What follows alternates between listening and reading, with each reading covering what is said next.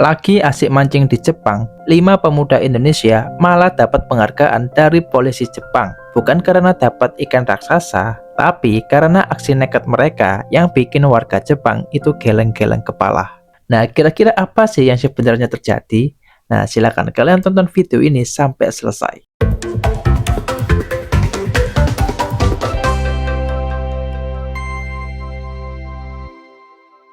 Nah, kenalin, ada Ahmad, Anan, Aryo, Ferdi, dan Nur Fajli.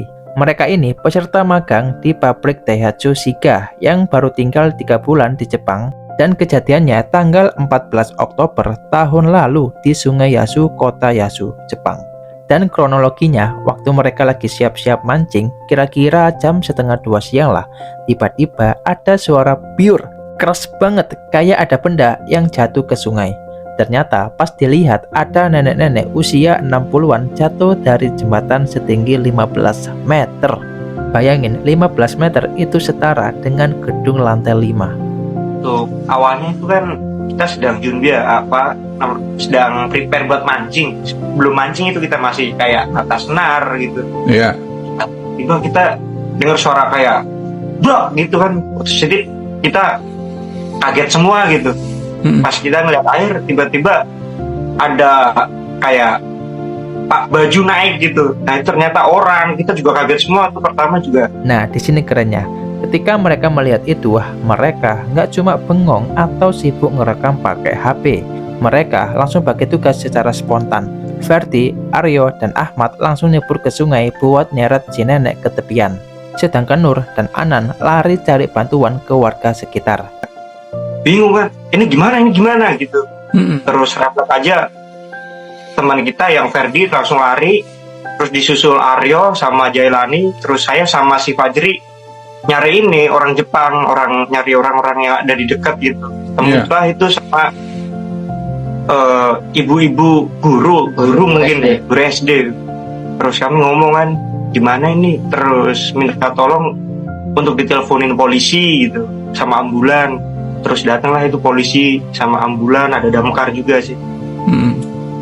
Jadi ketika si nenek itu sudah diangkat ke pinggir sungai sama yang bertiga itu, nah kemudian saya sama Anang meminta bantuan orang Jepang. Karena belum lancar bahasa Jepang, mereka itu pinter banget pakai aplikasi translator di HP buat lapor ke polisi dan lapor ke pihak ambulan.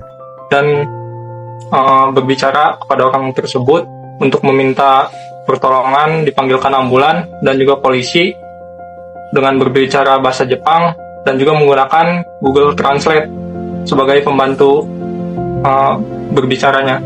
Si nenek itu ditemukan dalam kondisi tengkurap dan ada patah tulang. Tapi untungnya nenek itu masih sadar berkat aksi cepat 5 pemuda Indonesia tadi. 女性は腰の骨を折る重傷でしたが、命に別状はありませんでした。 Aksi heroik ini langsung viral di Jepang. Kemudian tanggal 1 November tahun lalu, mereka diundang khusus ke kantor polisi Yasu buat nerima piagam penghargaan. 感謝状が贈られたのは、竜王町にあるダイハツ工業滋賀工場に勤務するインドネシアからの技能実習生ヌルファジュリ・アグスティアンさんら5人です。 Perasaan saya yang pertama kaget, kemudian terus sontak saya langsung menolongnya gitu. Yang pertama saya merasa bahagia karena dia bisa terselamatkan juga dan merasa senang juga. Berbuat yang lebih baik lagi supaya kehidupan lebih berguna. Berusaha lebih baik lagi dari yang sebelumnya sendiri.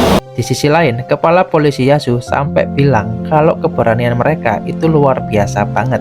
Ini benar-benar jadi bukti kalau orang Indonesia punya jiwa penolong yang tinggi dimanapun mereka berada. Nah, kisah ini jadi mood booster banget ya. Di tengah banyaknya berita miring tentang pekerja Indonesia di Jepang, 5 orang ini justru harumkan nama bangsa lewat kemanusiaan. Dan kira-kira menurut kalian gimana? Silahkan kalian tulis di kolom komentar ya. Dan jangan lupa kalian like, share, and comment video ini.